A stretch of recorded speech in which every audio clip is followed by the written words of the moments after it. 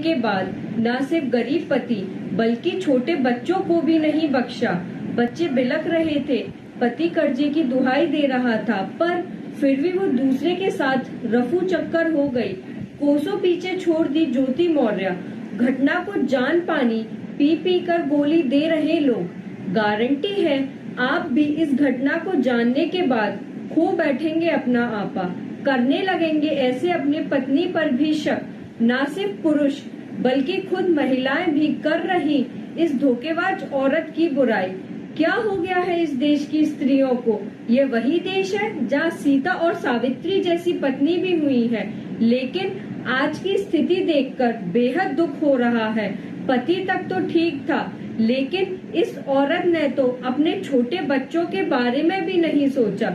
ज्योति मौर्य जहाँ सुर्खियों में है, वहीं कहीं ऐसे मामले उभर के सामने आ रहे हैं, लेकिन ये जो मामला आया है उसने इंसानियत को शर्मसार कर दिया है। पति बेचारा हाथ जोड़कर पढ़ाई के लिए कर्ज पैसे की दुहाई देता रहा, छोटे छोटे बच्चे बिलखते रहे, लेकिन वासना में अंधी हुई इस औरत का मन बिल्कुल भी नहीं पसीजा और अपने आशिक के साथ रफू चक्कर हो गई। इस घटना के बारे में तो हम आपको बताएंगे ही, लेकिन उससे पहले आप हमें बता दीजिए कि ऐसी औरतों के लिए देश में कोई कानून बनना चाहिए या नहीं। जो औरत अपने पति को धोखा दे रही है, क्या उसको सजा नहीं मिलनी चाहिए?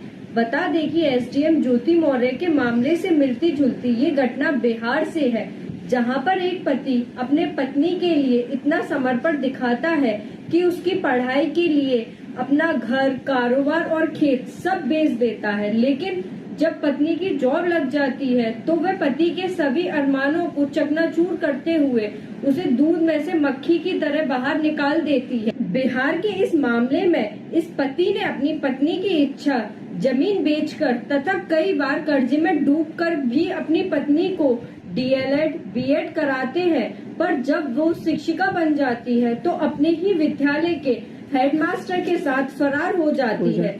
ये बात हो रही है चंदन कुमार की पत्नी की, जिनके 2 छोटे बच्चे हैं।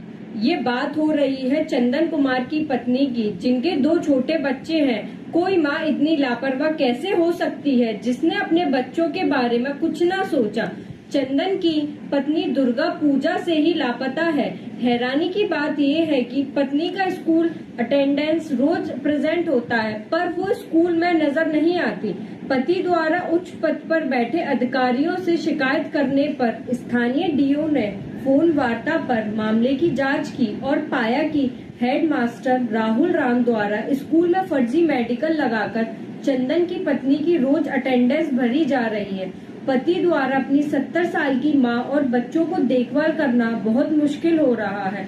वही चंदन की मां का कहना है कि उनका बेटा दूसरी शादी से भी इनकार कर रहा है। पति ने स्कूल के हेडमास्टर के ऊपर आरोप लगाते हुए कहा कि जब वो अपनी बीवी की धोखाधड़ी की शिकायत दर्ज कराने गए तो हेडमास्टर ने 3 आदमियों को असले के साथ उनके घर भेजा और उन्हें डरा धमकाकर अपनी अर्जी वापस लेने को कहा।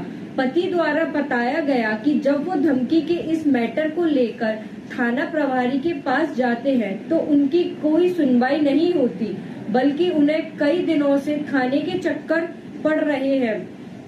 पति द्वारा बोला गया कि उसको या उसके परिवार के किसी भी सदस्य को कुछ भी होता है तो उसकी जिम्मेदारी थाना प्रभारी और स्कूल के हेडमास्टर की होगी, क्योंकि थाना प्रभारी को सूचना देने पर भी कोई संज्ञान नहीं लिया गया।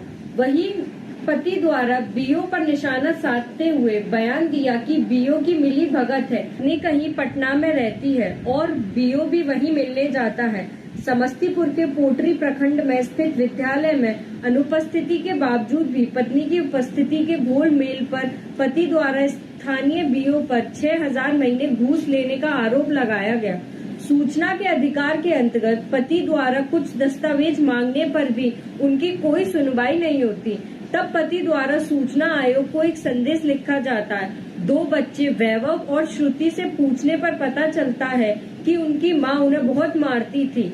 मां को अपने बच्चों पर थोड़ा भी तरस नहीं आया और वह फरार हो गई। पति द्वारा पत्नी की फिर से स्वीकार करने की बात पर पति मना कर देता है और खुद ही मजदूरी करके अपने बच्चों और मां का पालन पोषण करने की बात करता है।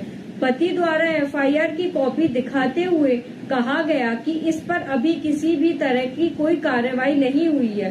पति द्वारा दिखाए गए दस्तावेज में संलग्न कुछ प्रमाण से साफ दिखाते हैं कि स्कूल में लगाए गए मेडिकल तथा उपस्थित से लेकर सारे दस्तावेज जाली हैं, जो कि हेड मास्टर व स्थानीय अधिकारियों द्वारा कराया गया है।